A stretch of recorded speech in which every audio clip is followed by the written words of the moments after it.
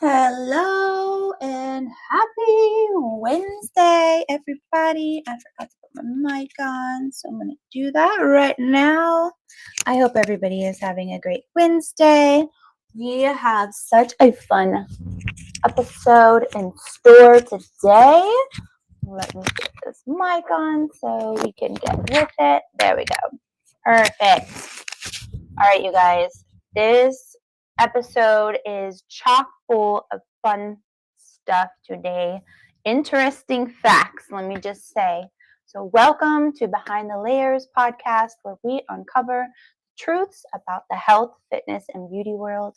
My name is Kara Christensen. I am a professional in fitness, health, wellness, and beauty, and I am here to uncover all these truths with you guys. You guys are my strength, my support, and I appreciate you coming here every day. If you have not already gone to YouTube at Kara Chris TV to subscribe, please do that now. If you have anybody that's struggling with their weight, their health, their mental health, or just getting motivated, please do send them this link at Kara Chris TV. Sharing is caring. So I do hope to see you guys there. Thank you so much for joining me on this holiday season. We have so much in store today, so much.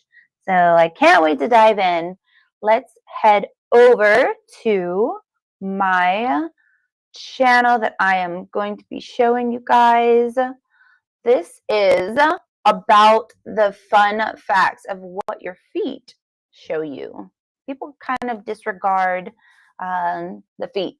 You know, a lot of times I know my teenagers, when they would put their stinky shoes on, I'm like, when you're in the shower, do you shower your feet? Are you scrubbing your feet? Are you using the same soap? Or are you just letting it run off your body down to your feet? So, you know, it's important that you pay attention to your feet. You gotta love your feet. You gotta show some love to your feet, and your feet also show love to you. It's what you walk on every day. It gives you signs on what kind of foot health you have going on. So it's important to pay attention to your feet. So today's topics, we are going to dive into all of the things that your feet tell you. So let's start out. Dr. Berg, you guys know Dr. Berg. I love Dr. Berg. But when we don't pay attention to our feet, how are we going to know? We're missing the signs. Kind of like how I'm always talking about to my kids, like your signs, and they got to pay attention to the signs in life. I don't know if anybody's ever heard of the old saying, like, I begged God to save me, and I kept telling him to come and save me, and then finally they pass away, they get to heaven, and they're saying, God, I was asking you to save me. And he said, I did. I sent you a boat and you didn't get on it. I sent a plane and you didn't get on it. I sent you, someone to come and rescue you, and you didn't take their offer. You said, no, I'm praying. God's going to save me. And God works in different ways where he sends you the things that you need to know. So pay attention to your signs. Your feet tell you all types of signs, give you all types of signs of what's going on inside your body. And how do we know that? Well, doctors have gone through many studies to teach you how to pay attention to your feet and what the signs are that are going on inside of your body. And you can make a real-time adjustment if you just heed the warnings, pay attention to your feet, learn about what the signs are, and then you can correct yourself in real time. How awesome is that, right? But you have to pay attention to the signs. So let's go over here into this video that I have queued up. We are going to watch, as Dr. Berg explains, how to pay attention to your feet, what the signs are, what it's telling you, and how we can adjust. So let's dive in. Thanks for joining me today. Hi, Afton. What's up, my friend? Thanks for joining the stream. I'm happy to have you here. Okay, we are diving into what do your feet say about your health? Sorry for the screechy voice. It's cold here. I'm hoping that I don't lose my voice with laryngitis. What can your feet tell you about your health? Your feet are more than just for walking, they're a window into your overall well-being. Swollen feet? It could signal poor circulation. Painful arches? Maybe a sign of posture issues. Yellowish nails? That might point to a fungal infection. Taking care of your feet is key to staying healthy from head to toe. Pay attention to your feet. They could be trying to tell you something important. Let's talk about how to get rid of swollen legs, ankles, and feet. Would you believe that I used to have pitting edema right on my ankles? I would remember pressing into my lower ankle and leaving a dent. I mean, I'm not that old. It was some years ago, but even in this picture, you could see my face was completely round. Anytime someone has a round face, what that means is they have blood sugar issues. But the point is, I had a lot of health problems, and pitting edema was definitely one of them. Now, swollen legs are called edema, and if you look this up, it'll say that it's a liver problem, a kidney problem, a heart problem. Maybe you're consuming too much sodium, but that's not always the case. There's something else way more common, and I'm going to share that with you today. And this is totally easy to fix. When you watch this video, if you just apply what I'm going to show you, you'll fix this very fast without taking like a blood thinner, like some type of diuretic to push the fluid out. I mean, that comes with a package, like side effects. When you have fluid retention, especially in your lower legs and ankles, this boils down to a problem with these little tiny pumps that are not working. In your cells, you have millions and millions of these little tiny pumps that push fluid in and out of the cell. And the specific pump that's not working in this case is called the sodium-potassium pump. There's some really interesting things about this pump. It uses like 30 to 40% of all the energy that is given to that cell. But if that pump goes bad, like in our house in the basement, when the pump went bad, we had about a foot of water in our basement. If the pump goes bad in your body, you're going to have a lot of fluid that is not going to be in the cells. It's going to be outside the cells, and that's called interstitial fluid retention. So what's really going on in your lower ankles is you're getting a condition where your sugar in the blood is too high, and all that sugar is connected to the protein in the blood called hemoglobin. So let's say we have a protein bar right here representing the protein, and then we have a marshmallow representing the sugar. What happens when this sugar connects to the protein in your blood? This is called glycation. So this is the term that they use when you hear this test called A1C. The A1C test measures how much sugar is stuck to your blood protein, and it gives you an average of like 3 months, because the red blood cell survives about 3 months. And so when this sugar gets stuck to the blood protein, it doesn't come off. It's stuck there permanently until that blood cell dies. And so when you eat more sugar, you get more sugar stuck to this protein, more sugar stuck to the protein, until this protein can't work anymore. And the name for this is that the protein is glycated. But the main takeaway for this is that when you eat sugar, you destroy the ability for the blood cell to carry nutrition to the body. Wow, that's what I love about this doctor when he's explaining these things, is he gives it such a great description and understanding of what it is that he's talking about. I don't know about any of you, but have you ever gone to the doctor or you gotten like your blood results back and you're like, I do not know what is all of this? It's like all these different blood tests that they did, and they're just kind of highlighting some of the things. But if you look at the blood test yourself, you're like, wow, there's a lot of information here I have no idea about. That's what I love about Dr. Berg, is he takes the time and also does, like, a lot of us are visual learners. You can tell us the information out loud or read it via text all you want, and it might not stick. But if you show us the actual physical things that are happening by diagrams and descriptions, then it can be obtained a little bit more, or more like hands-on things. So I feel like, it's a very good way of learning. He's the only doctor that I know that takes the time to describe all of the things and also has more of a holistic measure. So I really love that he is all about your body healing itself, and here's how you can help aid your body in healing itself. So that's so interesting what he said about the protein, right? So when you're eating the sugars, right, so the sugars are sticking to the protein, and the more sugar that you're eating, because once those sugars stick to the protein, they don't ever leave until the cell dies after 2 or 3 months. So then you're putting more sugars and more sugars and more sugars and more sugars, and it's just corrupting the protein cell. So now the cell cannot do its job because it's too weighed down by sugar. Wild. Super wild. Hold on. Let's just dive into more. That's so interesting.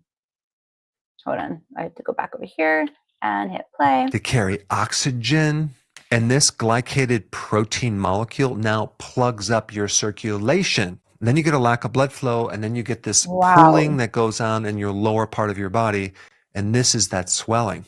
Because it also destroys the inside of your arteries, and it creates a leakiness outside the cell. The fluid that was supposed to be inside your vessels can now escape. Right? The other thing that this does when you eat a lot of sugar is that it actually creates a sodium retention. Not to mention the other mineral called potassium gets locked up in the sugar. And wherever the sodium goes, the water goes. Now, over time, this is going to affect the nerves in the bottom of the feet. You're going to get numbness, tingling. They call that peripheral neuropathy. And so, yes, when you look at a diabetic, you see a lot of fluid in the ankles and things. But even people that are not diabetic, and maybe they're not even pre-diabetic, they're going towards that area, they also have fluid retention. And that's what I had.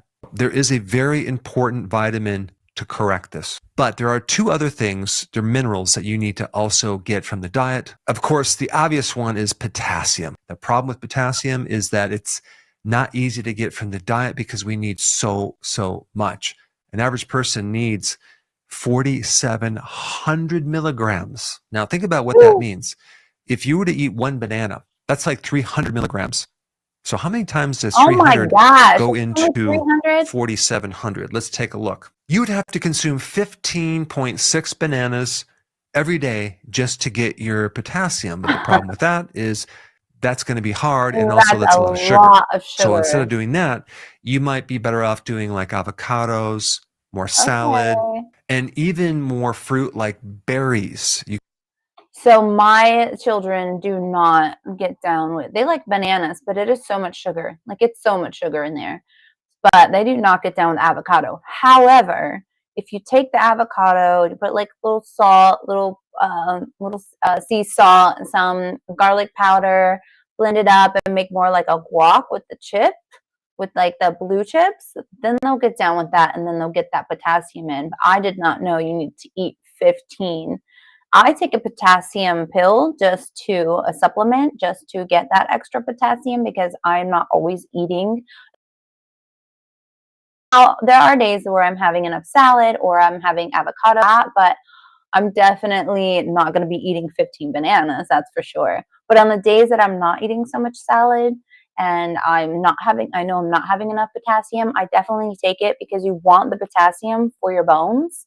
You want the potassium for the growth and the health of the bone. So it's very important that you have, and they're very inexpensive to get, the potassium pills. But he recommends some great potassium pills, which I would definitely go for, because that's who I listen to. He spent his entire life on this subjects of food and nutrition to heal your body against all odds, against, all of the corporate health media. But I do love how he breaks it down. And for those that just joined, I'm going to rewind it, because it is such a great diagram, a description of what happens inside your body when you're eating that sugar, and why it's not going away just from exercise alone, why diet has to come into play. And I'm using diet loosely. I don't like the word diet. You guys know, if you've been watching my channel, I feel like it's such a yo-yo word, a trigger word for yo-yo dieting, something that's not going to last. It's a fad, or it's going to be around for a little bit of time. But by this word I'm trying to say is a lack of a better word, is your eating and your nutrition. Thank you, Bo. Hi. Thank you. I appreciate it. Thanks, you like the hair. I appreciate it. Something new, trying something new. I'm going to go back. I want you guys to see this, because it's a really great thing, and I kind of missed the whole thing. So he's talking about what sugar does to the good blood cells in your body that they're carriers of nutrition, and what that what the sugar does once it enters your body and how it attacks the protein in the blood cell. So it's a really great description. So pay attention. Retention. So what's really going on in your lower ankles is you're getting a condition where your sugar in the blood is too high, and all that sugar is connected to the protein in the blood called hemoglobin. So let's say we have a protein bar right here representing the protein, and then we have Okay, a listen. marshmallow representing the sugar. What happens when this sugar connects to the protein in your blood? This is called glycation. So this is the term that they use when you hear this test called A1C. The A1C test measures how much sugar is stuck to your blood protein, A1C and it test. gives you an average of like 3 months because the red blood cell survives about 3 months. And so when this sugar gets stuck to the blood protein, it doesn't come off. It's stuck there permanently until that blood cell dies. And so when you eat more sugar, you get more sugar stuck to this protein, more sugar stuck to the protein until this protein can't work anymore. And the name for this is that the protein is glycated. But the main takeaway for this is that when you eat sugar, you destroy the ability for the blood cell to carry nutrition through the body, to carry oxygen. And this glycated protein molecule now plugs up your circulation. And then you get a lack of blood flow, and then you get this pooling that goes on in your lower part of your body. And this is that swelling because it also destroys the inside of your arteries, and it creates a leakiness outside the cell. The fluid that was supposed to be inside your vessels can now escape. The other thing that this does when you eat a lot of sugar is that it actually creates a sodium retention. Not to mention the other mineral called potassium gets locked up in the sugar. And wherever the sodium goes, the water goes. Now, over time, this is going to affect the nerves in the bottom of the feet. You're going to get numbness, tingling. They call that peripheral neuropathy. And so, yes, when you look at a diabetic, you see a lot of fluid in the ankles and things. But even people that are not diabetic, and maybe they're not even pre-diabetic, they're going towards that area, they also have fluid retention. And that's what I had. There is a very important vitamin to correct this. But there are two other things, they're minerals that you need to also get from the diet. Wild. So pretty much everything revolves around sugar. I mean, what he's saying is, and people that are diabetic, pre-diabetic, or not even diabetic can have this problem from the sugar, how much sugar you're intaking each day, and the swelling around your ankles. So getting that sugar intake check is a quick way to get the ankles in check.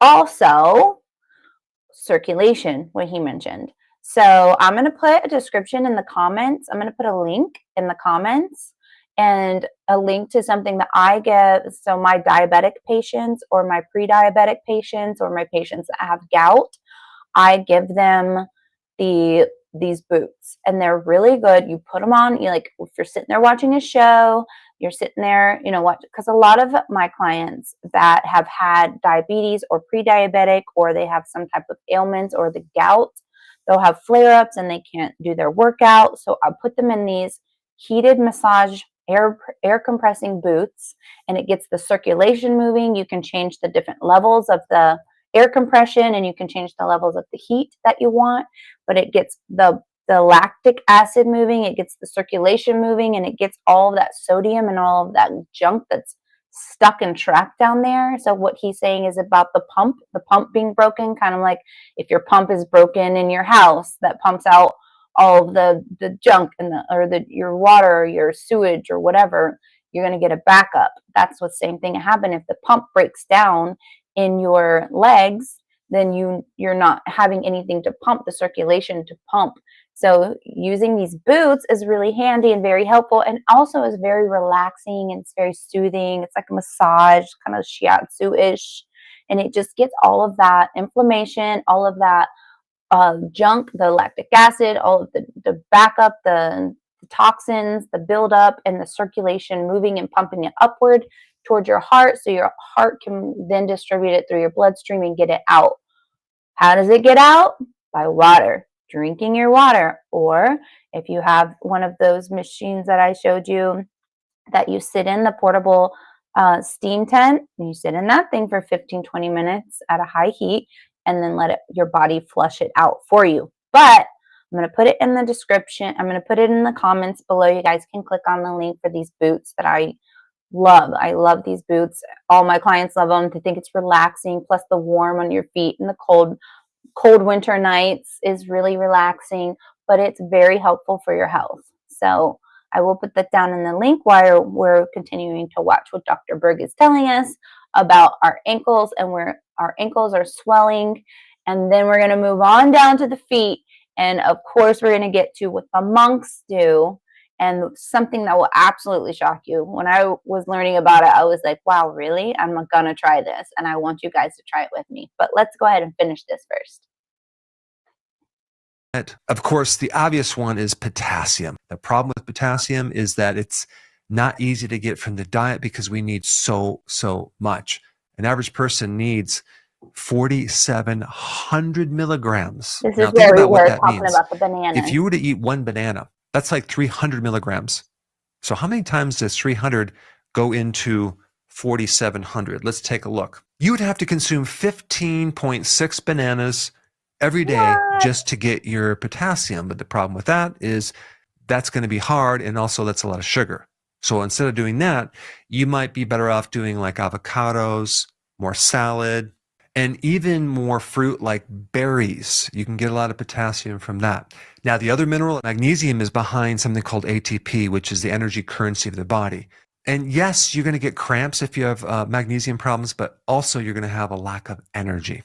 So to get magnesium, you probably need to consume more pumpkin seeds or sunflower seeds, as well as leafy greens. But you don't need 4,700 like potassium. You need about 420 milligrams of magnesium. You can also get both of these from a good electrolyte powder, but just make sure that the electrolyte powder is high quality and it doesn't have the hidden sugars. All right, so that will fix the...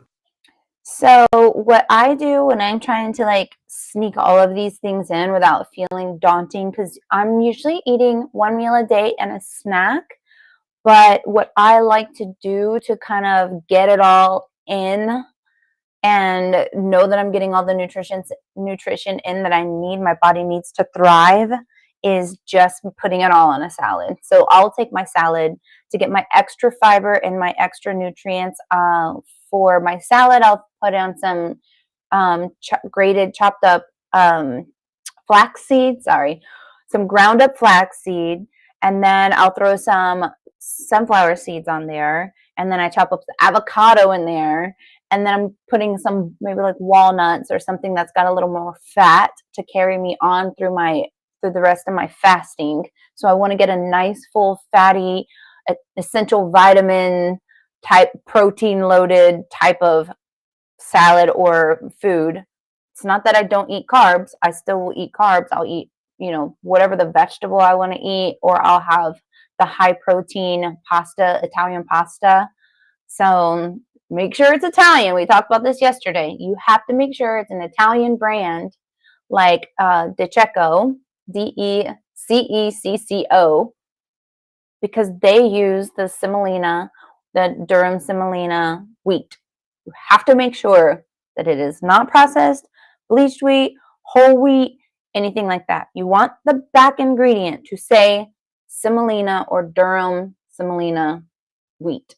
That's the wheat that your body breaks down, that it doesn't hold on to, and it doesn't create all kinds of havoc in your body. But putting it on a salad or putting it in a sandwich wrap or getting it all in that way, just to make sure you're not just like constantly snacking and eating, feel like you're constantly having to put something. I try to keep all my stuff in a short window and then get it all down. So putting those sunflower seeds, putting an avocado or avocado oil, or putting everything into the one salad or the wrap or the sandwich with the bread that I'm talking about, with the good wheat in it, that is the way to go. You can also use Ezekiel bread or Dave's Killer bread. Those have tons of those seeds and all types of great stuff in there too. So those are some good options. Ezekiel bread and the Dave's Killer bread. I don't know if you have that near. Most places have it. It's pretty nationwide now. I don't know about internationally if you're watching this from another country, but yes, those are some options for that. Potassium pills, if you know that you didn't eat enough potassium in your day, meaning you know you didn't have 15 bananas, you know you didn't have any avocado today, you know you didn't have a bunch of leafy greens today, then you should definitely take the potassium because it plays such a huge role. It's such a very small part of what you need to take in your day, but a very big part of the role it plays in your overall health. So you definitely want to do that. Potassium, potassium, potassium, Pump. potassium. But the very reason why the pump went bad is what we want to talk about next. And that is a deficiency of vitamin B1. So I want to show you in this little, very simple chart here, and I'm being very sarcastic. It's a huge biochemical chart. You can see all this chemistry stuff going on right here and this stuff right here. When you eat sugar in the body, it starts here and then it has to be broken down into a smaller sugar molecule called glucose, and then it has to enter the machine to be turned into energy. In order for it to go from this step to this step, this one little enzyme requires vitamin B1. If you don't have enough, then you will not be able to use that as energy. And so the number one cause of a B1 deficiency is consuming too much carbohydrates in the refined form. For example, if you eat all this refined sugar without B1, now the body has to pull from its reserves, right? We have to pull it from different tissues and organs. So when I have my clients that are coming to me because not all of them just want to get in shape. Some of them want to be able to walk and be physical again. Some of them have really bad diabetes. Some of them are pre-diabetic and it scares them. So now they're trying to get healthy. Whatever the case, if I know that they're eating, because they're coming to me first for fitness most of the time, and then we work into my nutrition background and getting them on a better eating schedule. But the eating should be the first primary goal that you tackle. And when I find out what, do you have any health issues? Do you have any, going through my whole medical list for my clients, I also say, okay, I see that you're eating a lot of sugars, a lot of refined sugars. So let's go ahead and up your ante on the B1 and B5 vitamins, because I know that the B1 and the B5 vitamins are going to help exponentially, especially also with the potassium.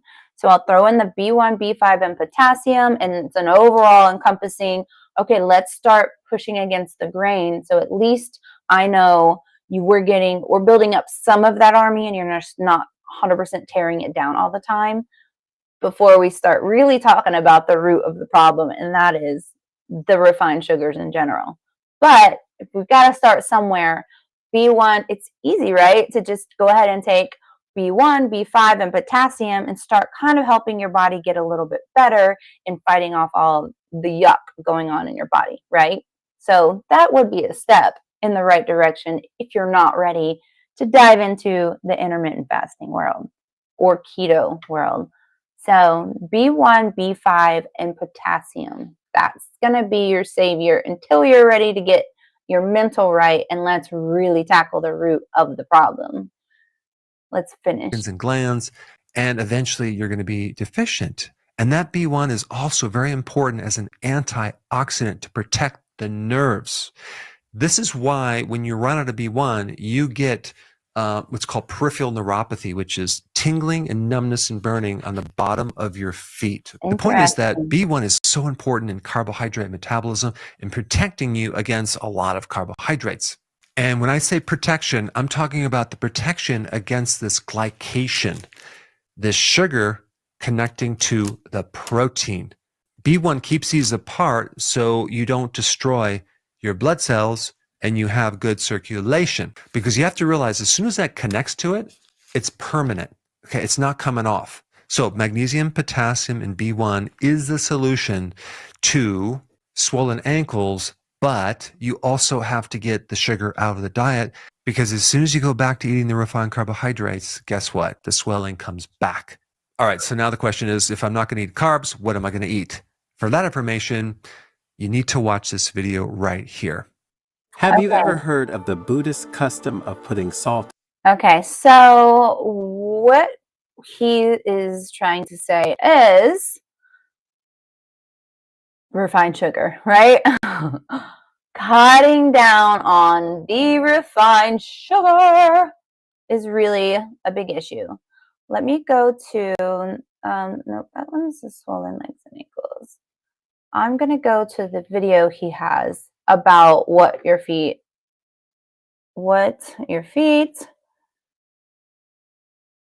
tell you about your health. Dr. Berg. Dr. Berg is someone you guys should definitely follow. He has so many videos on literally everything.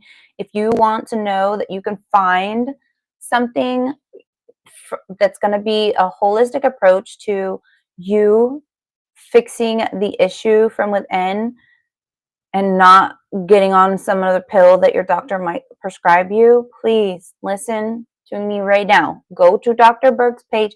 Literally go on YouTube and type in whatever the issue you're having and then Dr. Berg at the end.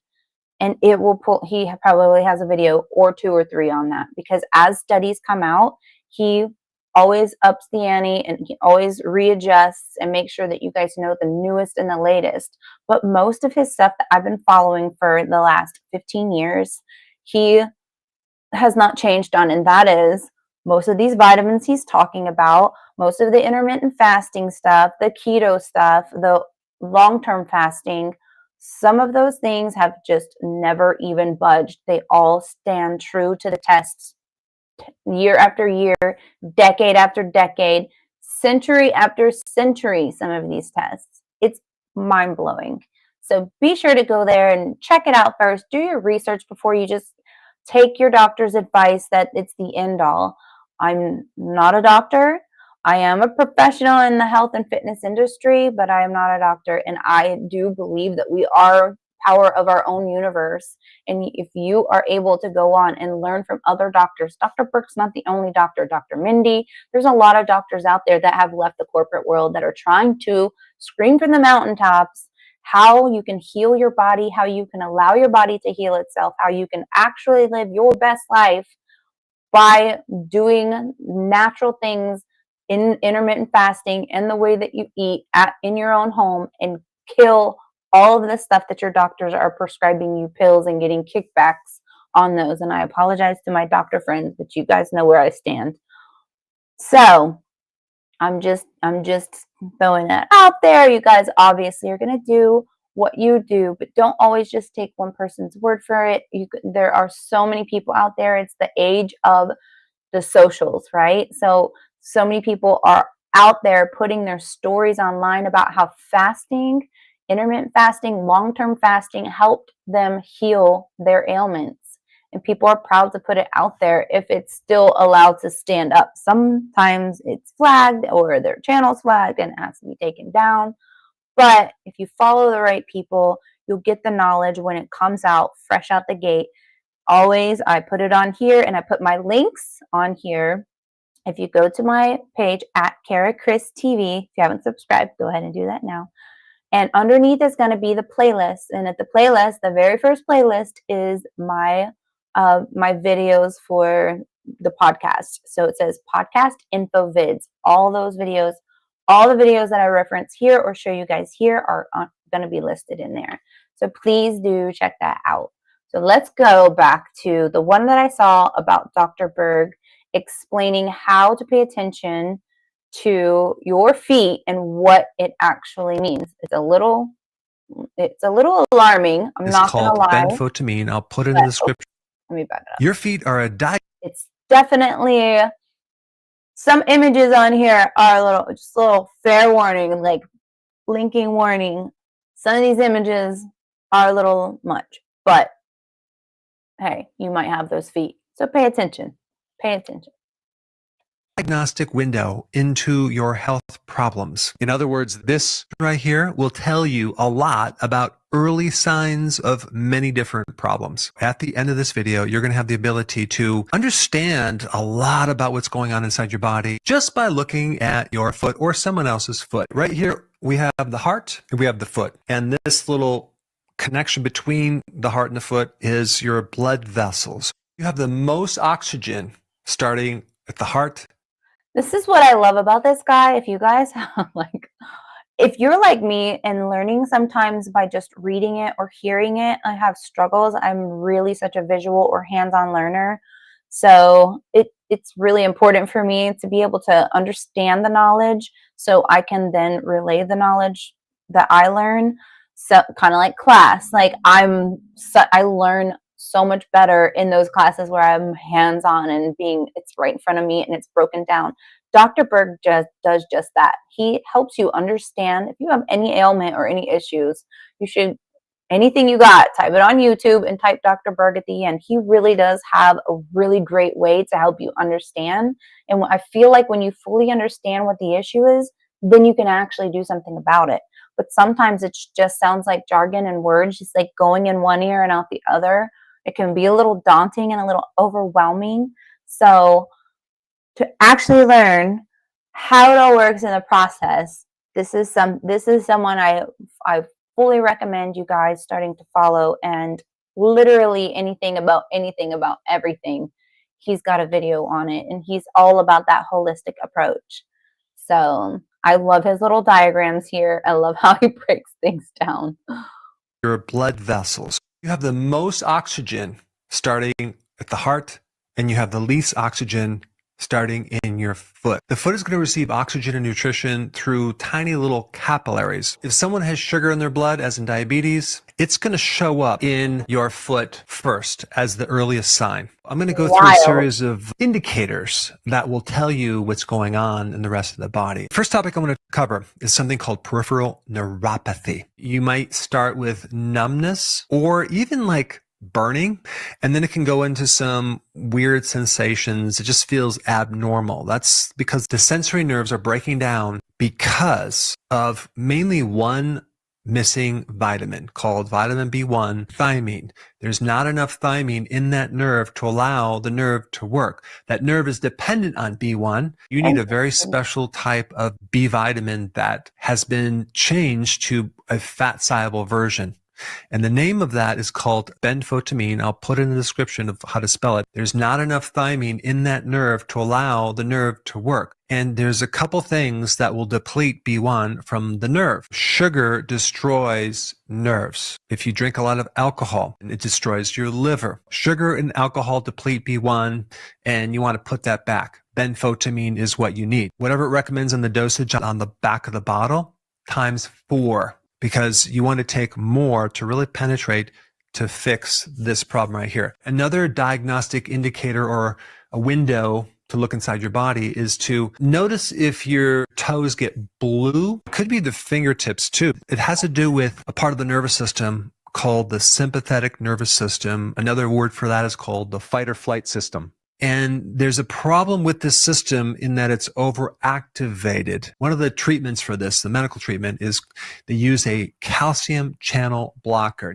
When they're exposed to cold, their fingers and their toes become blue. What would be a natural version of a calcium channel blocker? That's magnesium. Magnesium is the primary regulator of calcium that's stuck inside the cell. And so one cause of high blood pressure is too much calcium, because calcium is all about contraction and magnesium is all about relaxation. So magnesium fixes this overcontraction problem. The thing to know about magnesium is that you don't want to just take any type of magnesium. You want to take magnesium glycinate, because that's the one that you can absorb like 80%. The next one also relates to what I just talked about. Foot cramps, especially at night or in the early morning. Magnesium in the tissue is going to be lowest in the early morning. You can also get those cramps in the calf muscle right above here. Cramps or Charlie horses are the earliest symptom of a magnesium deficiency. The simple remedy is to take magnesium glycinate. Remember, we talked about that. You want to take at least 4 to 5 to 6 to even up to 800 milligrams for a period of weeks to really fix this deficiency. Just by taking it one time doesn't really help it. The problem with magnesium deficiency is that it's very hard to detect, and a lot of people are deficient in it. Magnesium is really important in a lot of things. If you're deficient, you're going to have cramps. Putting the magnesium back in there will help the cramp. The next thing...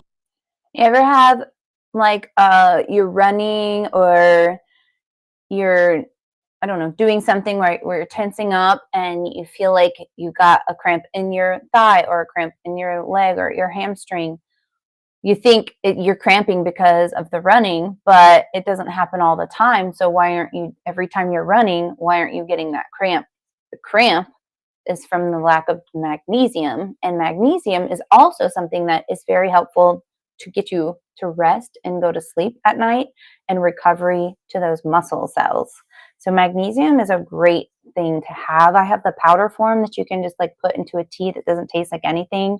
You mix it into a tea or you know, a beverage and drink it up. Sometimes I'll take the magnesium and then I'll power pack it with a little bit of apple cider vinegar and just get it all down and get it all done with. I'm not someone who is afraid to just take it like a champ. It's just a little bit of water, take it down. The benefits are worth it in the end. So magnesium in the powder form, because then if you're having those cramps, the powder form gets activated. Your body doesn't have to take time to break down a capsule or something that it's coated in, like a shelling or any kind of coating around the magnesium powder. If you just take the powder itself, it's almost immediate. It's the reaction. So your cramping will go away.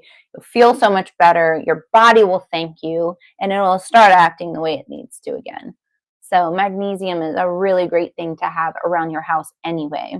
I want to talk about is when you have swollen feet. This usually Ooh, is that's involved with good. diabetes Oh, because they have no. more sugar in the blood. And if someone has more sugar, they're going to be retaining a lot more sodium and a lot more water, and they're going to have puffy feet. The antidote is to come up with sugar if you have diabetes. Another problem that you might have, discoloration of the lower leg, just the feet start changing colors and they look very unhealthy. It could be a circulation problem. You can have deep vein thrombosis, which is a condition where you're getting clots in the veins, and that's going to create fluid retention in the foot, discoloration in the lower part.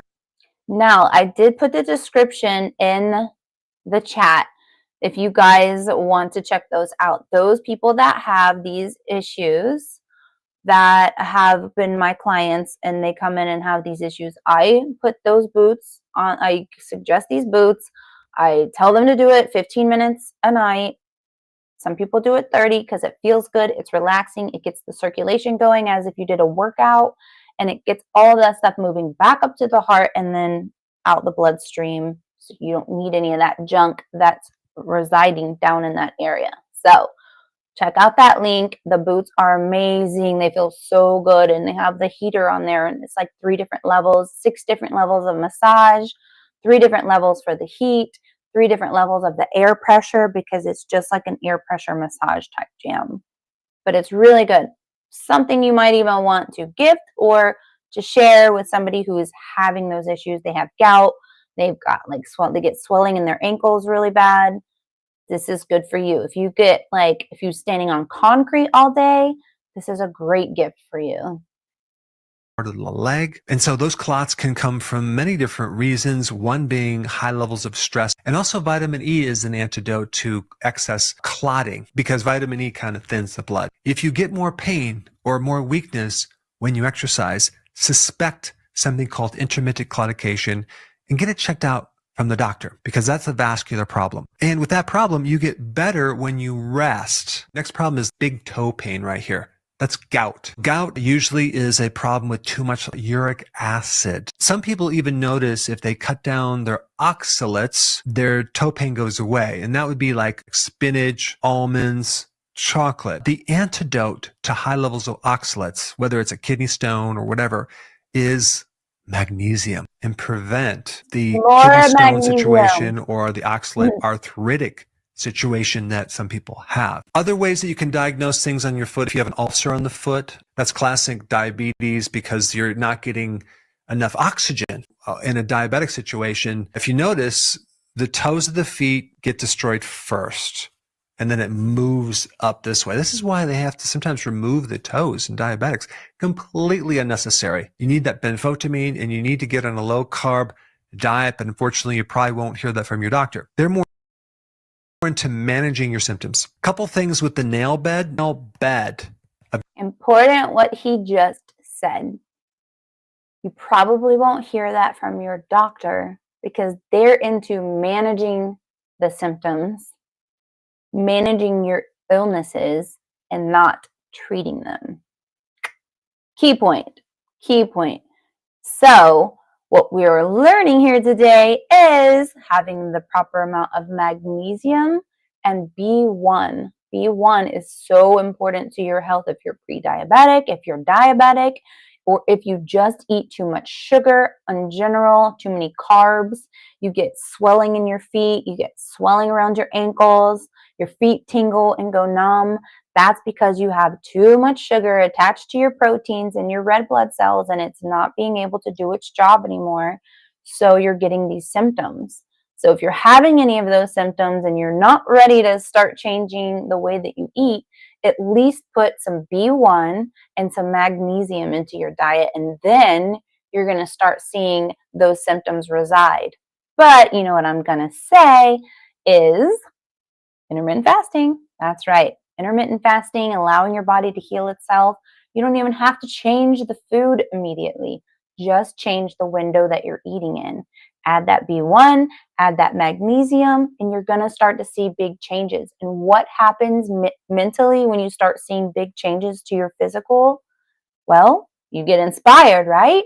You get inspired and you want to do more, and you're like, okay, well, let me go ahead and cut out some of the sugar that I'm consuming each day. Maybe it starts with my soda.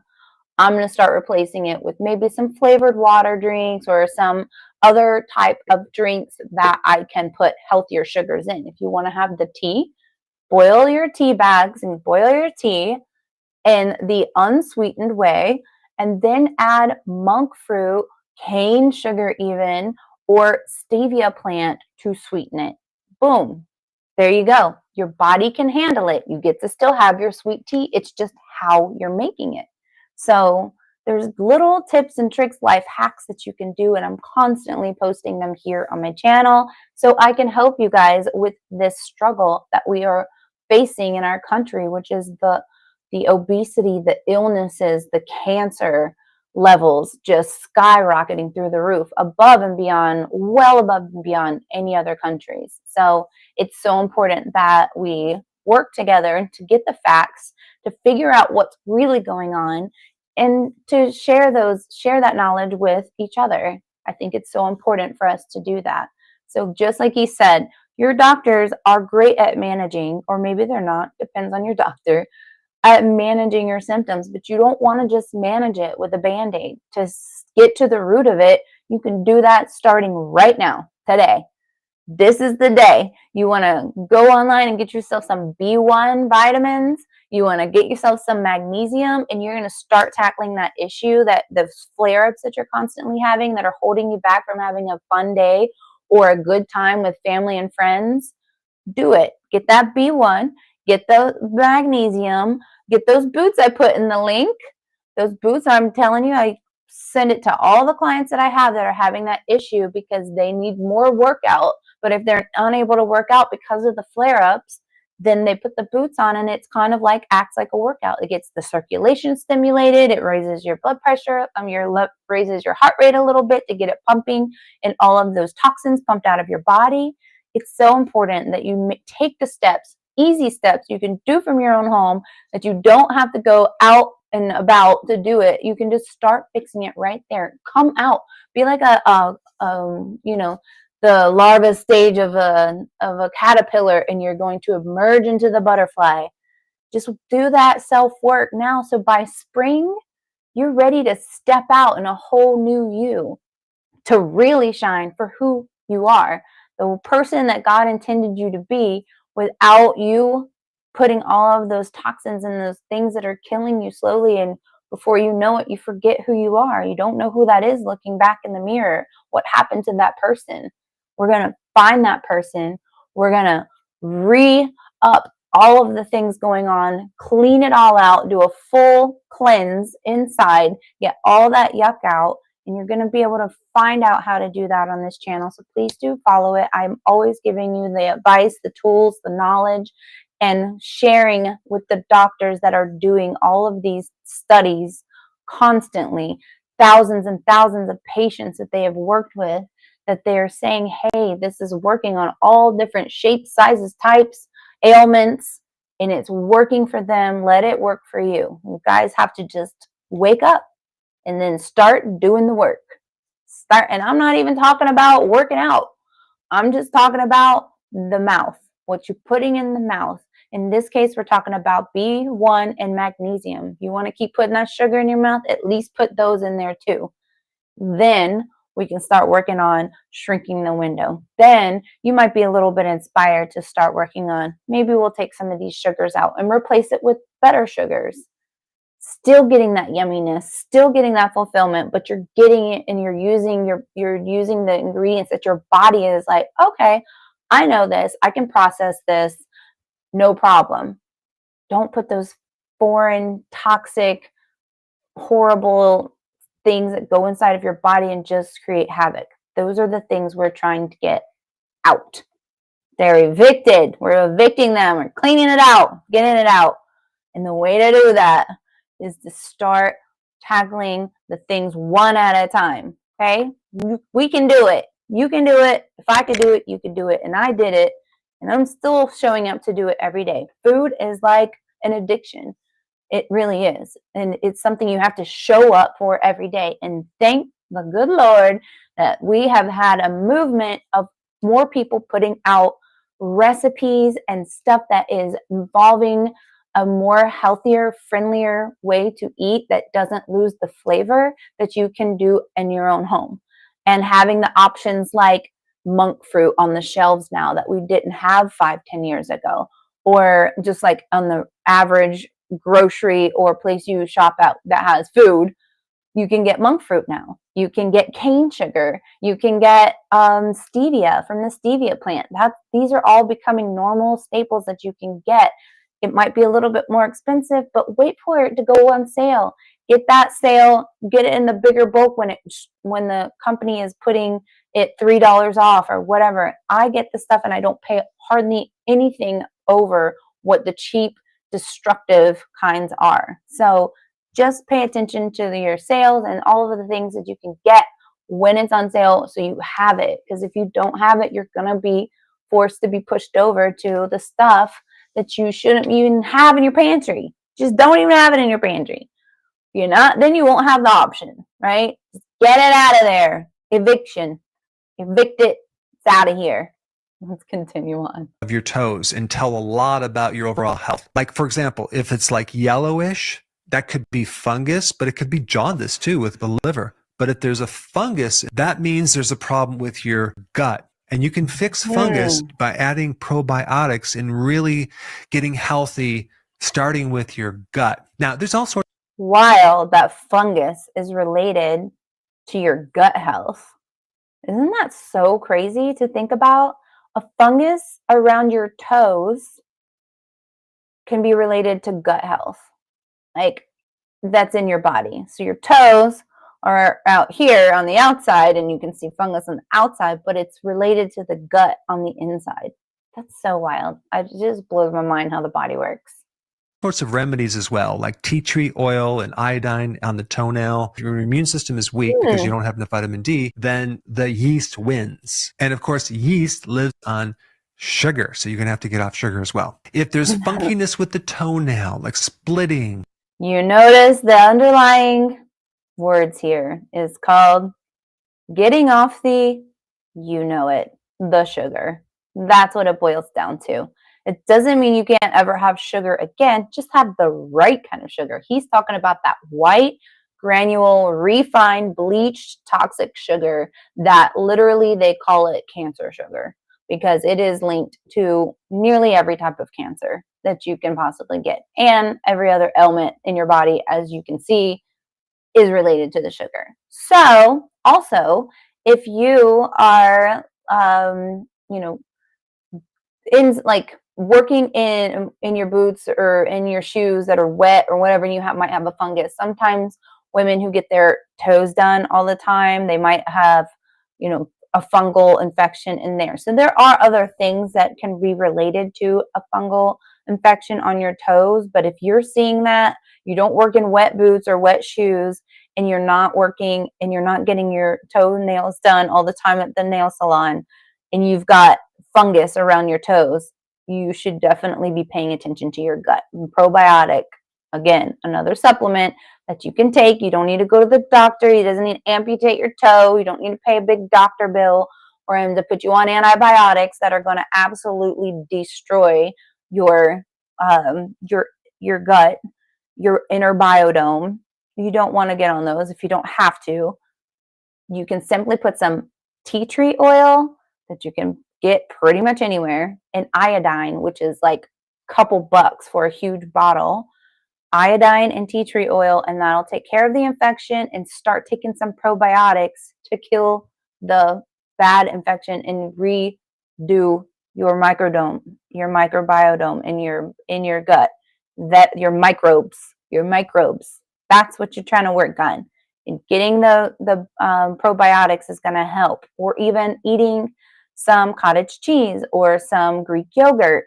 So those are things that also have natural probiotics in them that will help that foot. But the iodine and the tea tree oil I use all the time on my kids. They get cuts or scrapes or anything bad happening that needs healing. The iodine is a straight go-to. Little iodine mixture with the tea tree oil and some coconut oil. Perfect remedy. DIY at-home remedy. It's good for so many things: rashes, cuts, infections, any kind, ingrown toenail, splinter. You put that iodine with the tea tree oil and coconut oil, mix it all up, and just put it on there. Then it's all cleaned out. You're getting a little bit of those anti-inflammatory in there. You're getting cleansed out. You're getting some healing aids in there. It's so good all the way around. Let's finish this, and we're going to move on to the monks, baby. The monks. Let's say it's curving up or curving down. These are all indicators of not necessarily disease, but nutritional deficiencies. But in this video, I just wanted to give you some insights on how to use your foot as a diagnostic window to other issues. And if you want to know more information about the nail beds, you should watch this video right here. Check it out. I'm going to take at least 4 to 5 to 6 to even up to 800 milligrams for a period of weeks to really fix this deficiency. Just by taking it one time doesn't really help it. The problem with magnesium deficiency is that it's very hard to detect, and a lot of people are. So, recap. 400 to 800 milligrams of magnesium. You need to take the B1 vitamins and a probiotic. Those are the things that are going to help you immediately if you're having the swelling in your feet or ankles, or tingling in your feet, or any type of gout or flare-ups. Those are the things that you can take immediately to start happening to help you, but really you need to start changing your sugar in your diet, your intake.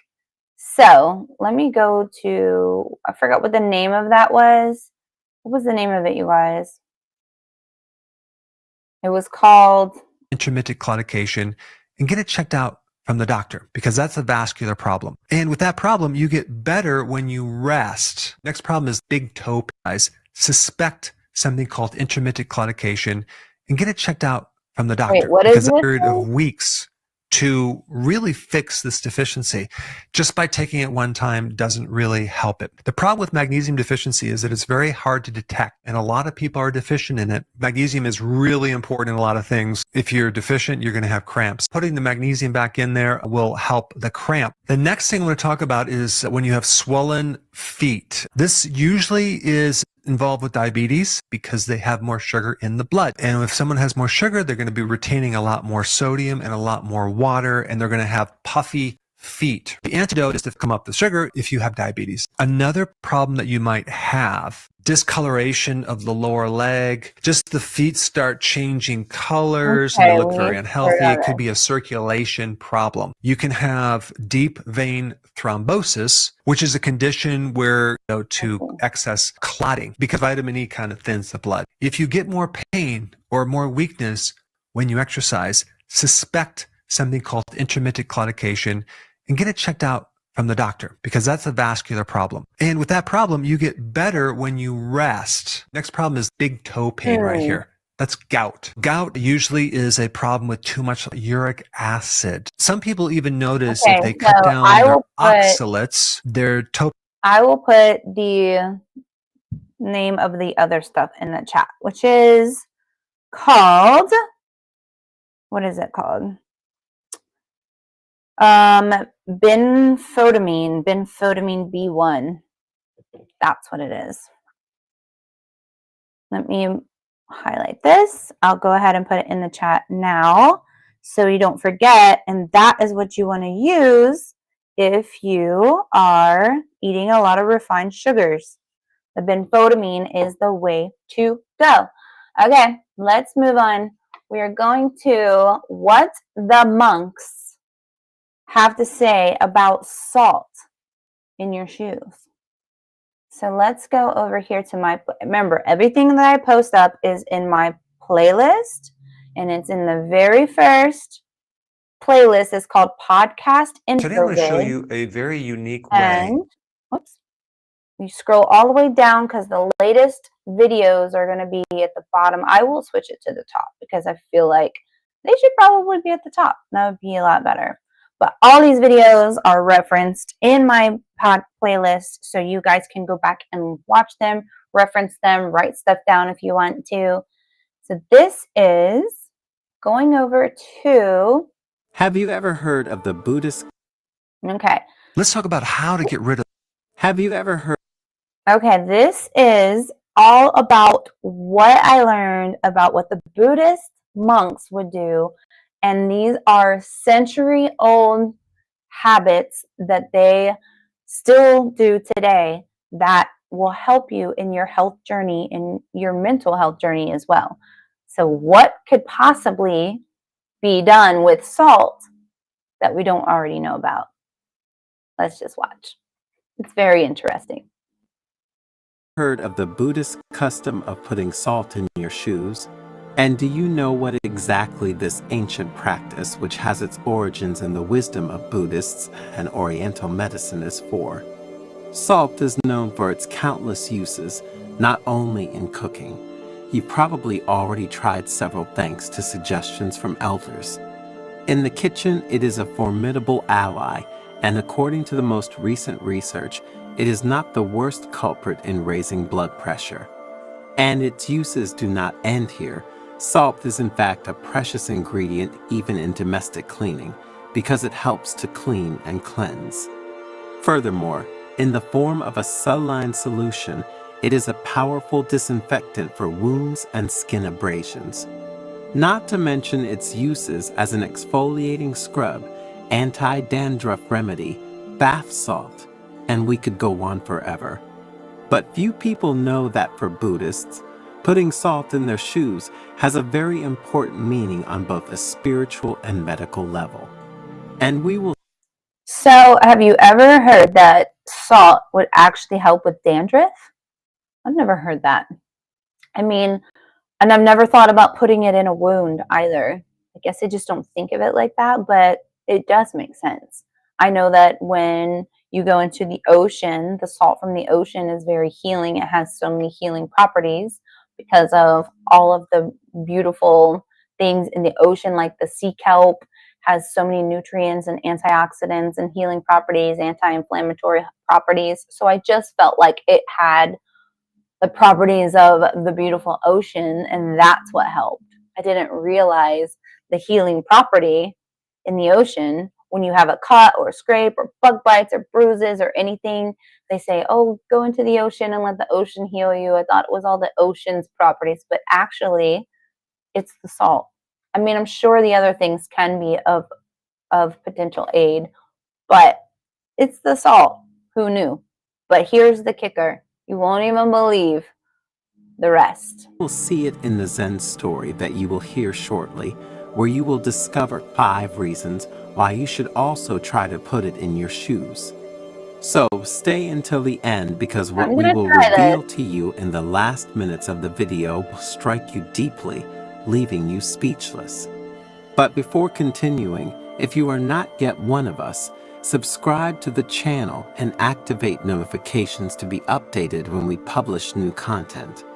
In the heart of a valley surrounded by the mystical aura of the Japanese mountains stood an ancient Buddhist monastery, guardian of age-old wisdom and a place of refuge for those seeking inner peace. In this place where time seemed to have stopped, lived the elderly and venerated monk Makoto, whose wisdom and profound understanding of the ways of Buddhism and Oriental medicine shone like the light of a candle in the night. One morning, as the golden rays of the sun filtered through the branches of the trees, Makoto gathered his disciples in the monastery cloister for one of the usual lessons.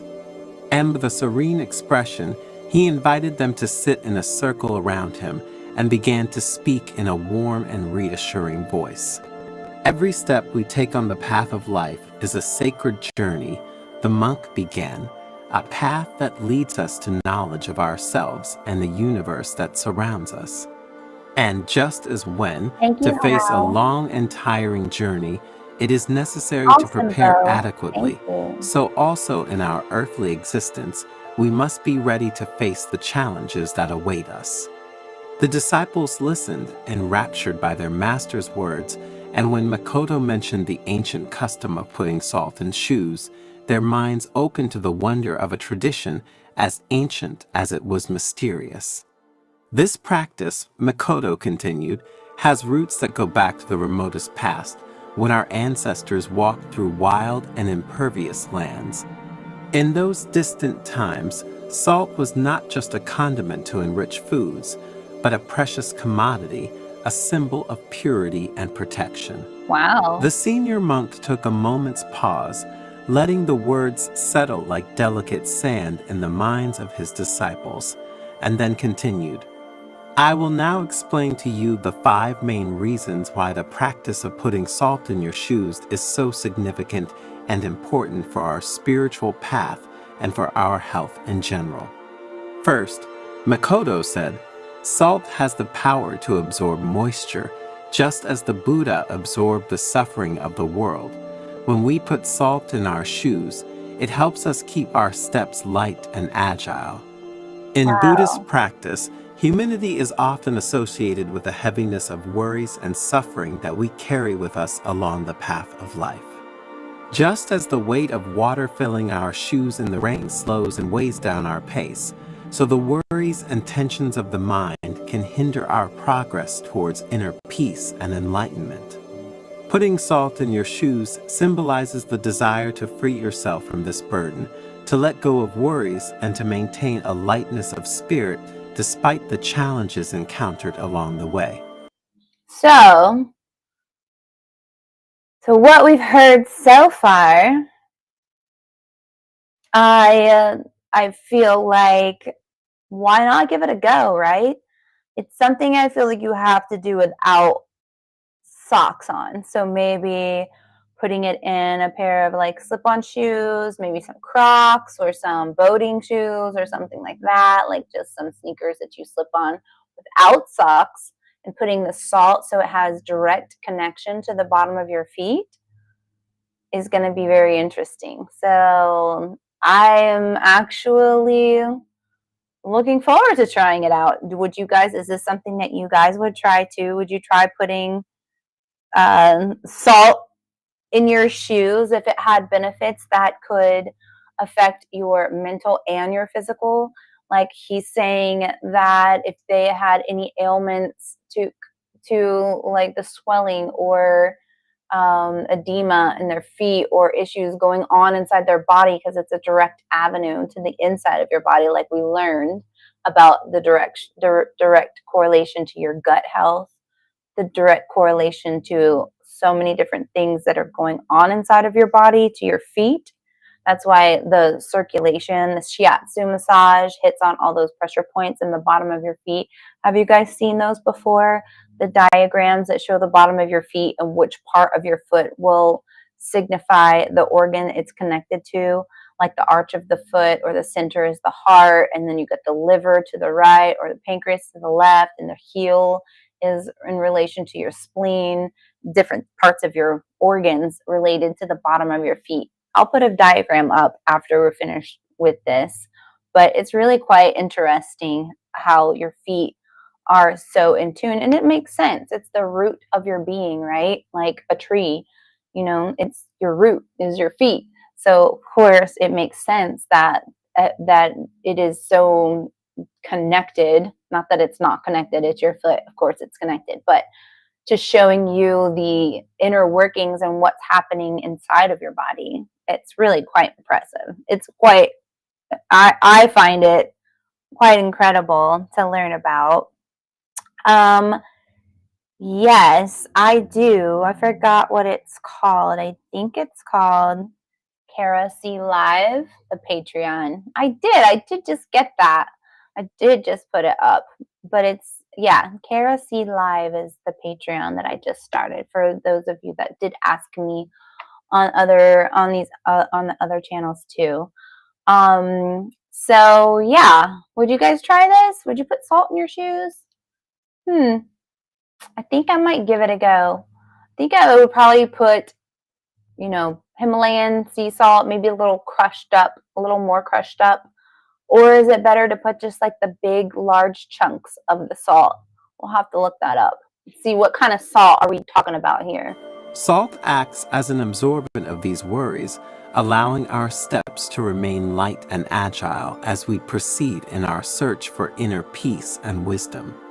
To enhance the meaning of this aspect, Makoto told them the story of an old fisherman who, during a storm, had saved his boat from breaking thanks to a bag of salt that he had thrown on the deck to absorb the water. The second reason to put salt in your shoes, Makoto continued, is that salt has purifying properties.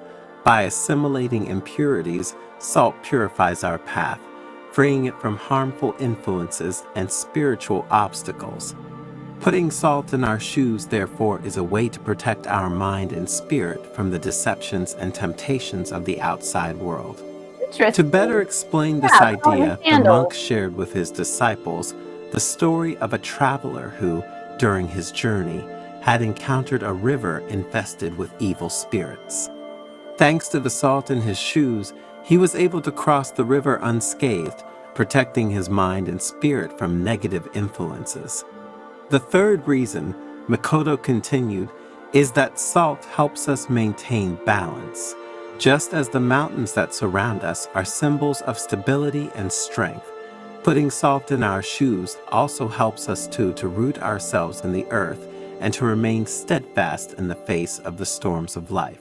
Interesting. The mountains surrounding the monastery represent the image of stability and strength, said the monk. Just as these towering rock formations remain steadfast even in the face of the most violent storms, so we too must learn to maintain our inner stability as we face life's challenges. And putting salt in your shoes symbolizes this balance. The salt, in fact, acts as an anchor for our steps, stabilizing them and preventing unwanted falls along our path. When we walk with salted shoes, we feel more solid and rooted to the ground, as if we have a deep connection with the earth itself. This balance not only affects the body, but also the mind and spirit. Therefore, following this practice is an invitation to find the right balance between the different dimensions of our existence. Between work and rest, between action and contemplation, between joy and sadness, between good and evil.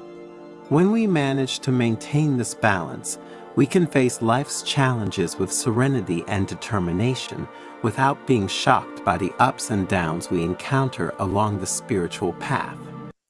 That's quite a valued weight they putting on salt here. So it's interesting that this is something that's done and have found great success in balancing your mental and affecting your physical. So why not give that a go, right? Salt in your shoes. I mean, maybe experiment with different types of salt. Maybe sea salt one week, Himalayan salt the next week, and then regular iodine salt the following week.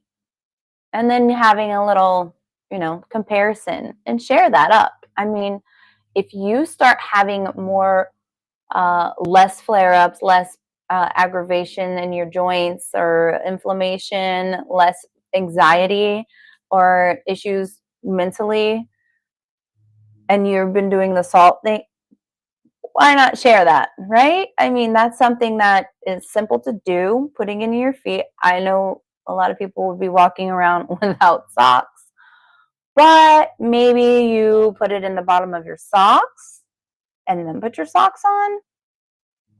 Maybe an alternative there so you can still have nice warm feet. Something, right? Let's try it. To make the concept clearer, Makoto told them the story of a young monk who, during a meditation on the banks of a stormy mountain stream, had found perfect balance thanks to the salt he brought with him.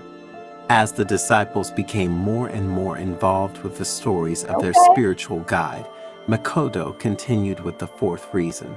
Salt also has healing properties, he said.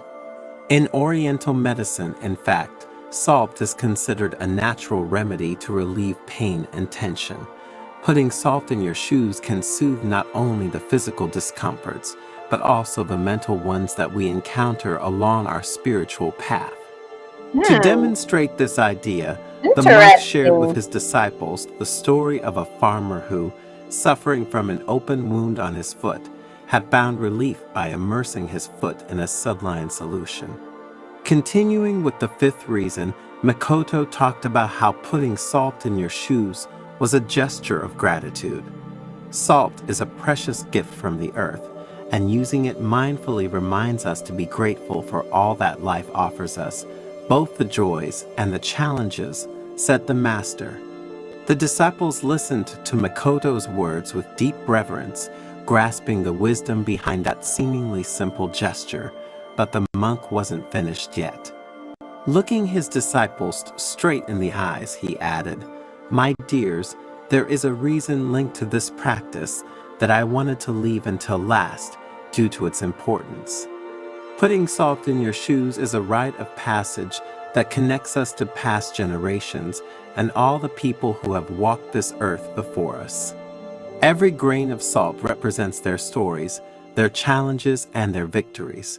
When we put it in our shoes, we join an eternal bond of wisdom and resilience that crosses time and space, transmitting their spirit and strength in our footsteps." Faced with this revelation, the disciples were speechless, contemplating the depth of this apparently simple gesture.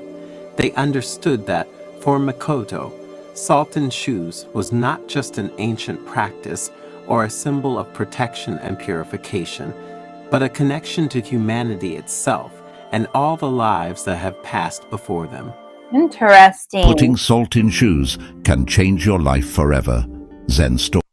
So this was another person who had some, I don't just listen to one person or one thing about a new topic that I might be on. I like to gather information from people that have posted stuff up and have a lot of viewers. I have people that have chimed in and saying things like, if you go and read the comments, I'm a big person on reading the comments for people. A lot of people will post up their stories talking about their journey with it or something of that measure. So the videos and the stuff that I share with you guys, just know that I've done extensive research into it.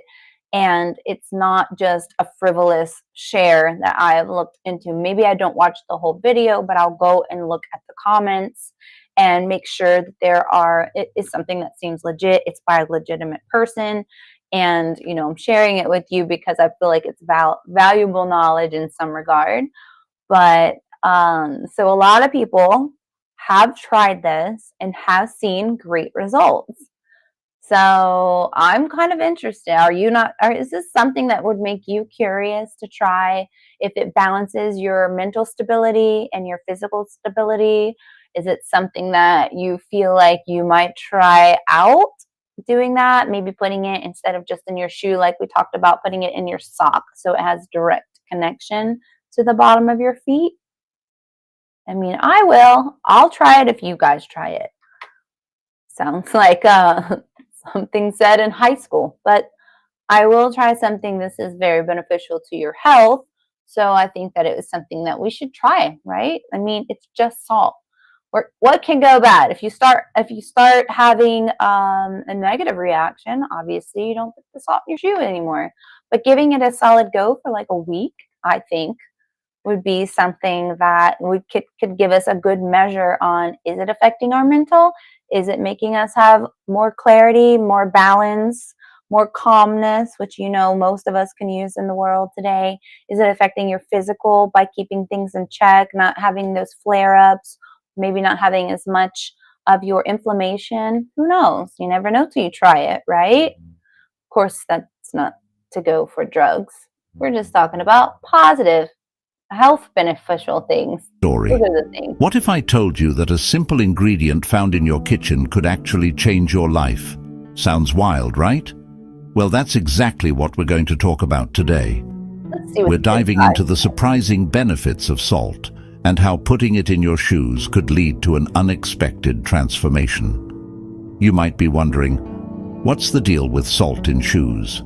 It's a fair question, and one that probably seems a bit strange at first, but by the time we're done, you'll see that this isn't just some quirky life hack.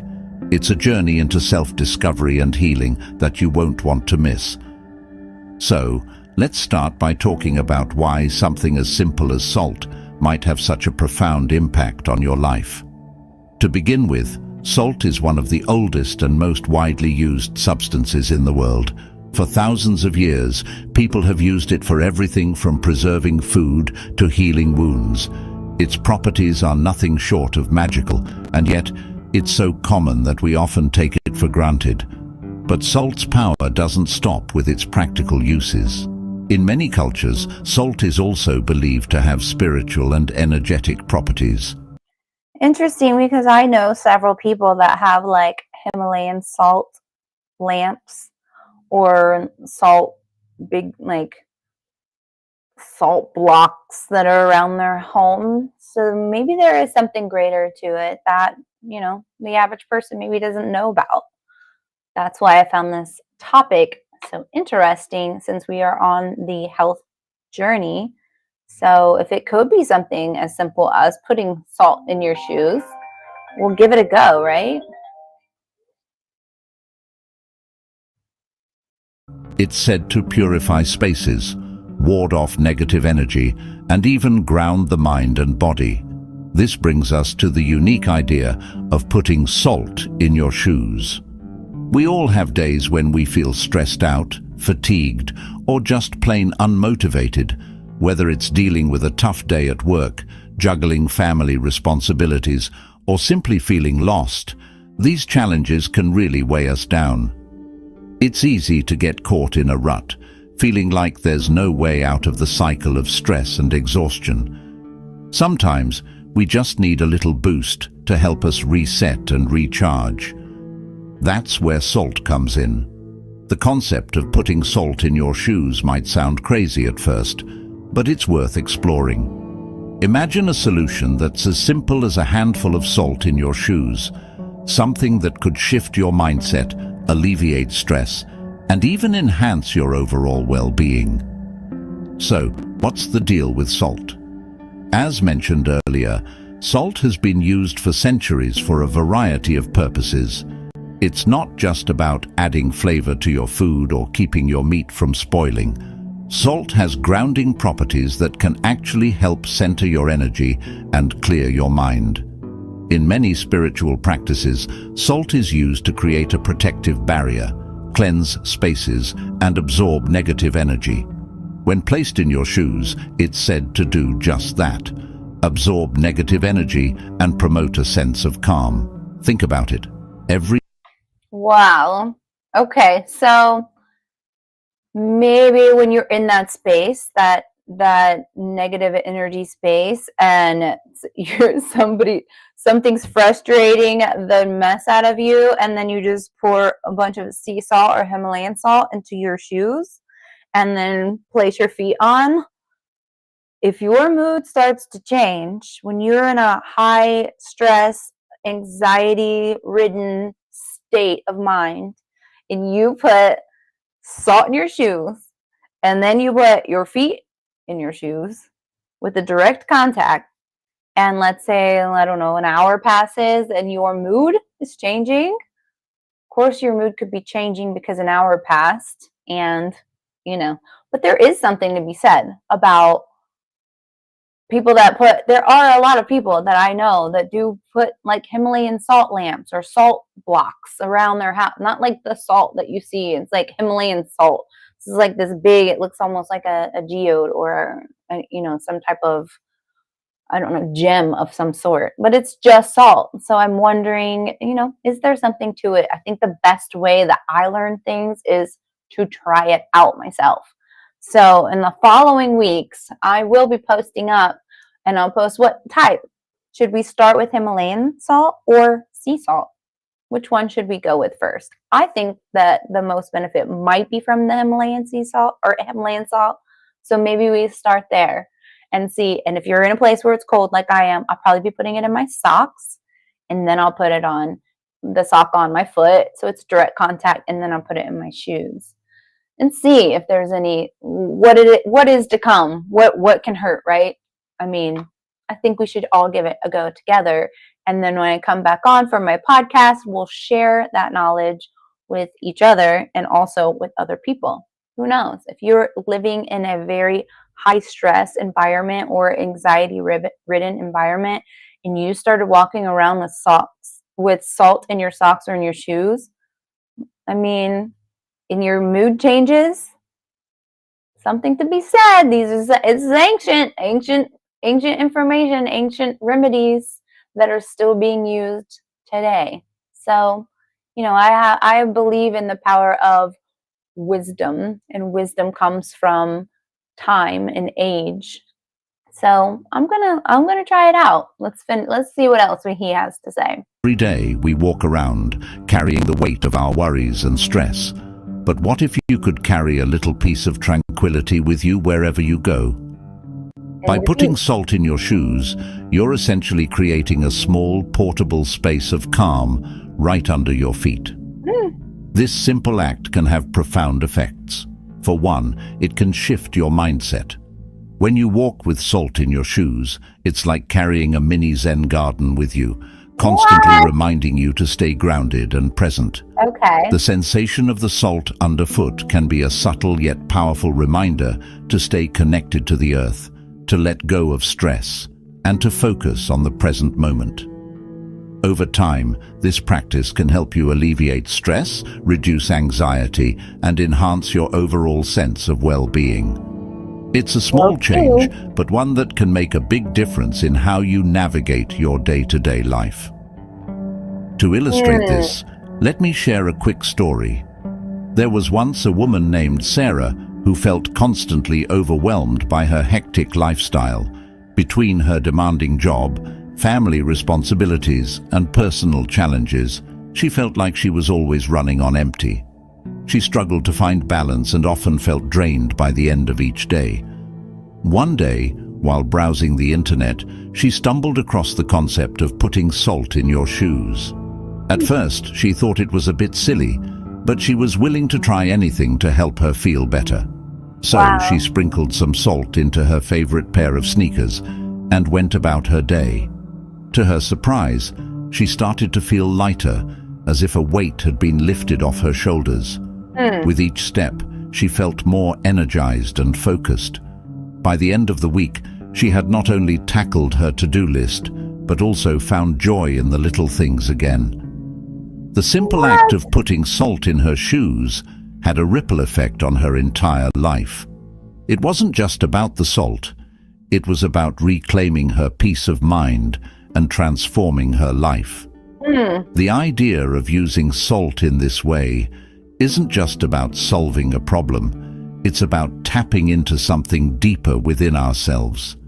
It's about recognizing that sometimes the simplest solutions are the most powerful. Wow. In a world where we're constantly bombarded with information, stress, and responsibilities, it's easy to overlook the small things that can make a big difference. But when we take a moment to try something new, something as simple as putting salt in our shoes, we open ourselves up to new possibilities. We give ourselves the chance to reset, to reconnect with what matters most, and to find peace in the midst of chaos. As we explore this practice further, it's important to understand the science behind it. Salt is a natural crystal that has a strong connection to the earth. Its grounding properties are believed to help balance the body's energy, promoting a sense of stability and calm. In many spiritual traditions, salt is used to purify and protect. Interesting. I guess it would essentially be a crystal, right? The salt crystals is what they say. Like, I know I've heard my sister say before, do you have any more, like, at the house trying to refill my salt shaker, and like, do you have any more salt crystals? I know she used that word before. She's kind of like, a little more hippie-esque than her older sister here, but I'm a hippie at heart.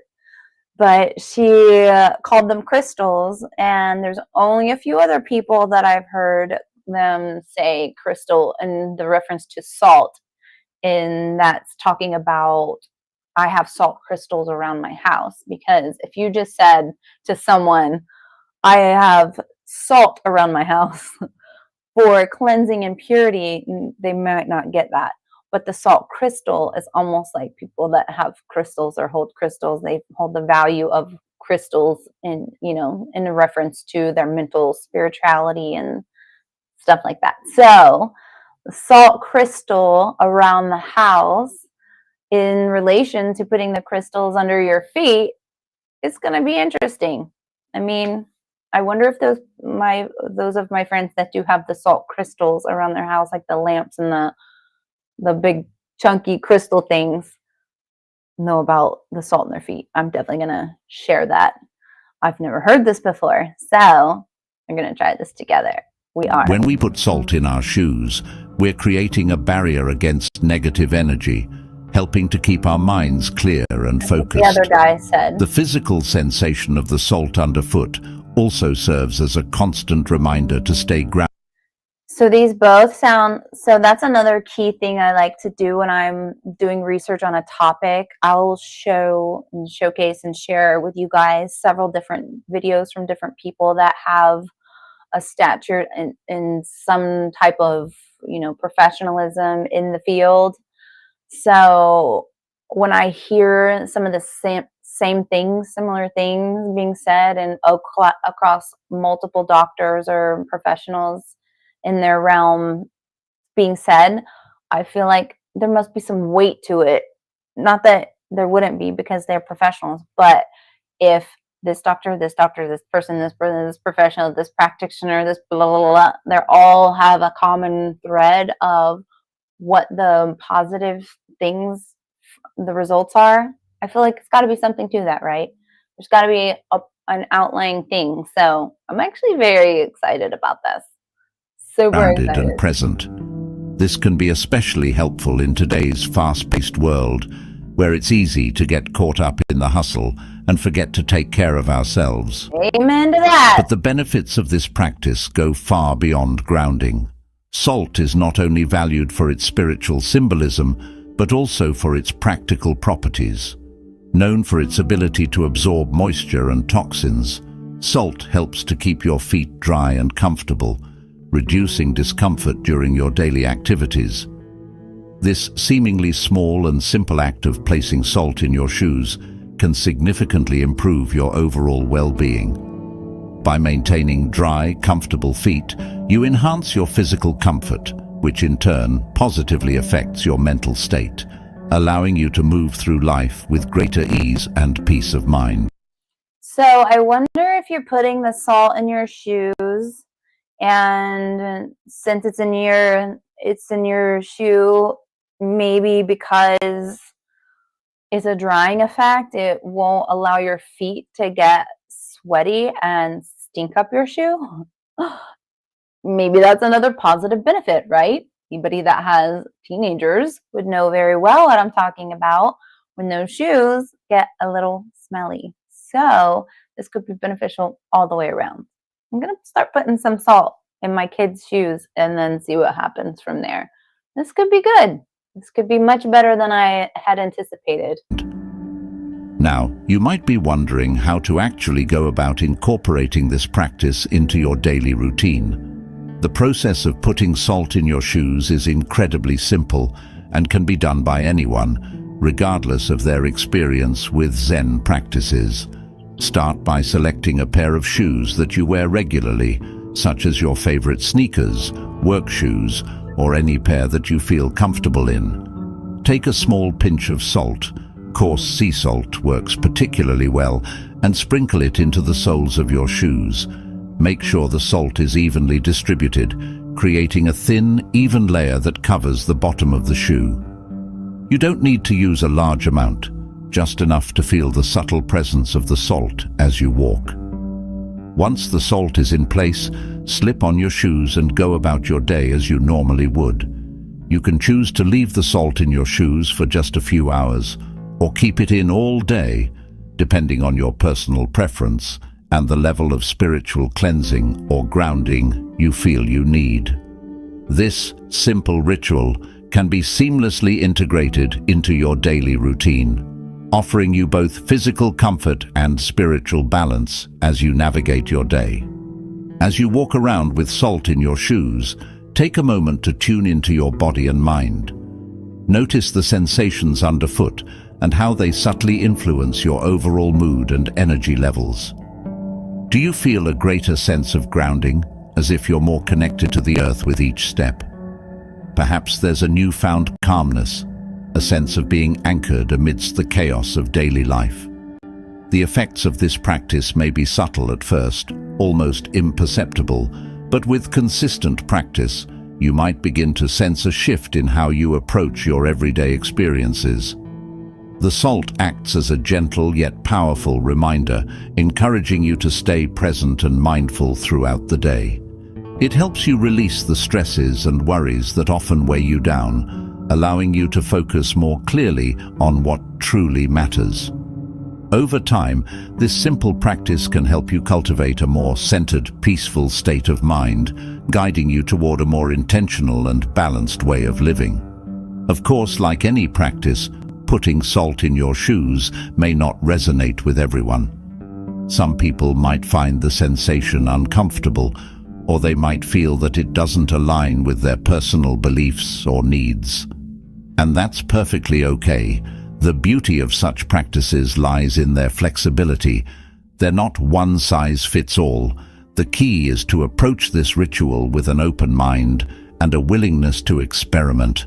Try it out for a few days, observe how it makes you feel, and be honest with yourself about the results. If you find that it doesn't bring you the peace or grounding you're looking for, there's no need to force it or continue. You can simply set it aside and explore other practices that might suit you better.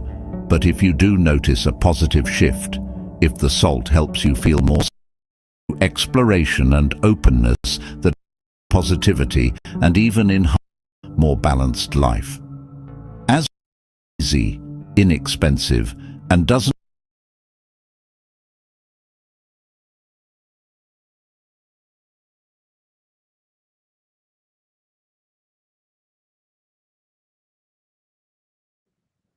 What he says is putting it in your shoe for what 4 to 6 hour, or I'm sorry, 30 minutes to a few hours to all day. It's your preference. but a few hours is when you would try to shoot for so you can see the benefit. Make sure that you're actively paying attention to your mood if you have a change or a shift and you're like, wow, okay, so this is it. This is the salt that's in my shoe that's making me feel more balanced, more grounded. It's very interesting, don't you think? I think it's very interesting because, I mean, who would have thought, right? I know about putting salt in your food and how the sea salt benefits for now we've learned about healing your wounds. So why not give it a go, right? Is this something you would do? Let me know in the chat. Drop a little thing if you will try this. And if so, is this something that you feel like could be beneficial? Do you think this could be beneficial? Do you know anybody who's ever tried this before? Have they ever put sea salt, Himalayan salt, any kind of salt in their shoes, direct contact with the bottom of their feet? And they do this for a spiritual journey, a more balancing journey. Maybe they've just been in a really negative, stressful situation and they put the salt in their shoe to rebalance and draw out that negative energy. Maybe there's other benefits to it physically, but it sounds like, as the monks did, to stay grounded and stay in their spiritual realm, to stay connected as one with the earth, to keep positive energy and the release of all the negative, the draw out from the salt of all the negative energies, they would put the salt in their shoes.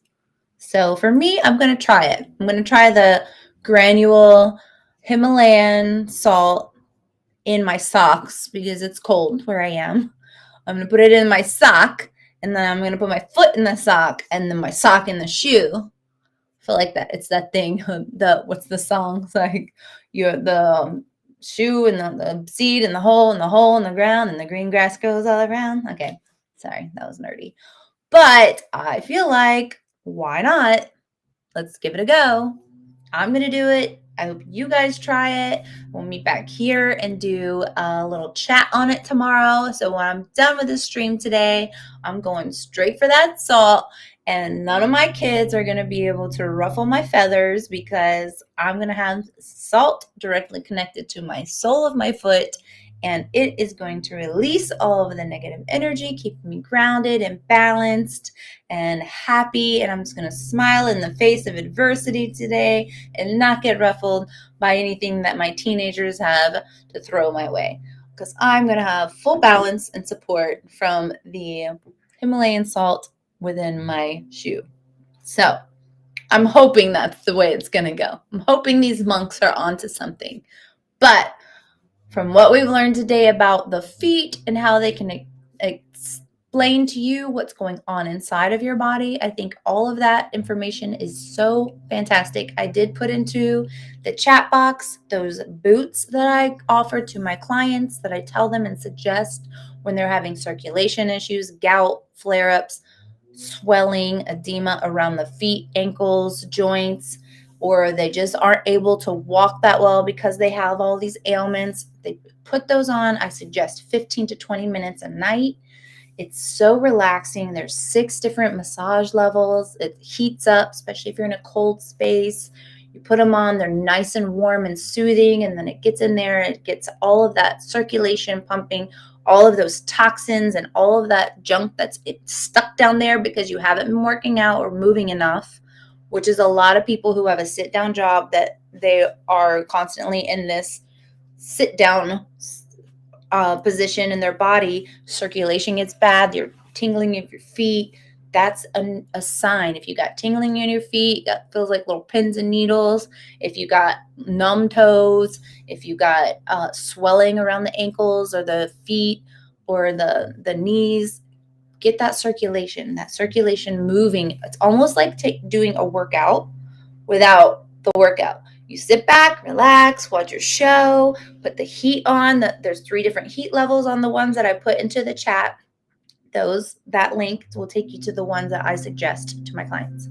You put the heat level you want. There's 6 different massage levels, and there's 3 different pressure levels for the air. It's kind of like air compression. So when you strap the boot on, like a little Velcro action, so it could go right over your clothes, no biggie. Take your feet. Oh, it feels so good when it squeezes on the feet and it's getting that nice, good foot massage and the heat, just warming it all up right here, all the muscles, all the tension. If you are a runner, also, you don't just have to have issues with your health. If you are an avid runner or you do some type of like extensive workouts, you're training for a marathon or a triathlon or whatever, your legs get crampy, your knees and your ankles and everything down below, and you just need a little extra massage to get that lactic acid out of your muscles. Maybe you're having some cramping of some sort. Remember, we talked also about today, the cramping could be related to a lack of magnesium. So make sure you got that magnesium, the potassium, unless you're eating 15 bananas a day or 5 bananas, 5 avocados, and 10 cups of salad a day of leafy green salads. If you don't, I suggest you getting a potassium supplement to take that. Make sure you have nice, strong bones. Make sure your red blood cells are fully activated for you. So potassium was the one, magnesium, anywhere from 400 to 800 milligrams extra for magnesium will help you sleep better, help muscle recovery, and it'll help protect those red blood cells and the delivery of all the nutrients from the red blood cells. Especially if you're eating all that refined sugar, lots of sugars, and then the B1 vitamins. So those with the boots. And then we also I put in there, for those of you who had asked before about the monitor, the keto monitor, to see if you're in ketosis and your glucose, to learn your body if your glucose is going up, like your blood sugar is going up from after the foods you eat. That little monitor that I put into the chat, those 2 items I swear by. So make sure you're taking your notes, you're writing these things down. These are going to help you on your journey to your health and your wellness. That is the key here, right? That's what we're here to do. That's what I'm here to do. That's my calling, is to be here to help promote health and wellness to you guys. And I am very excited about having this podcast, Behind the Layers, so we can peel back all the layers to all that is going on. There is so much knowledge and information out there in the world, and sometimes you just get overwhelmed and you don't know where to turn, what actually works, what's good for you, what's not. And that's what this podcast is all about. It's a source that you can come to and know that you are going to get valid, solid information that is going to help you, never hurt you, and it doesn't involve you going out and spending a bunch money on something that's a fad or is going to pass by. Things I'm talking about are things that have been around for centuries, that are the ways that our body is built to be, built to act, and we are just losing our way. So I'm here to hopefully help bring it back to surface, bring it back to the bases, and we can do that together. And I'm here to motivate you and inspire you along the way, and hopefully you find some knowledge each podcast that can help you or a loved one. And sharing is caring, so make sure you do share this podcast with loved ones and friends and family that you know could use a little inspiration, a little knowledge on how that you can start healing yourself and living your best life, literally, truly, from the inside out, with this knowledge that I share with you guys here on this podcast. So that being said, I'm wrapping this segment up. I hope that you learned something new and wonderful today that is going to help you along your journey. This is something I never really knew about with the salt in the shoes, but I am going to try. So I urge some of you to try it too.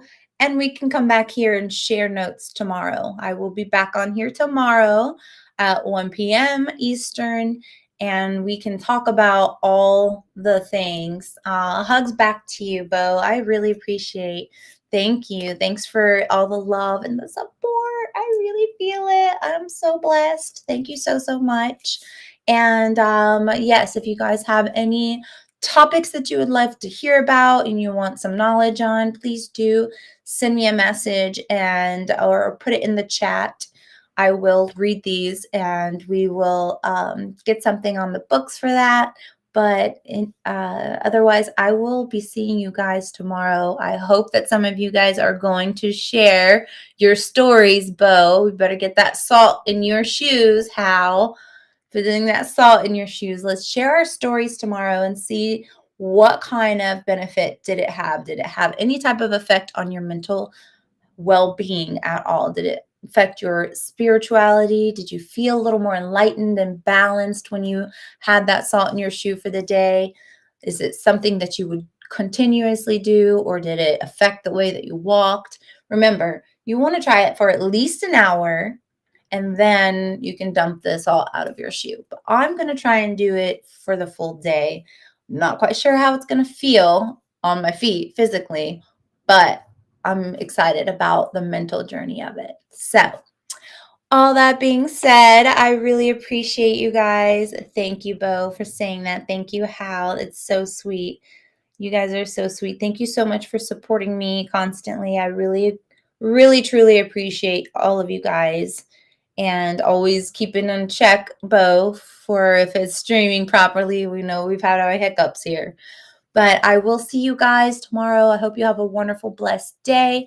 We got some fun stuff coming up for the week leading up to Christmas. So you want to check back in so we can reel it all back in before the big day of celebration on the 25th of December. So if you guys are down for the journey, please make sure you do subscribe at Kara Chris TV, or just hit that subscribe button somewhere down below.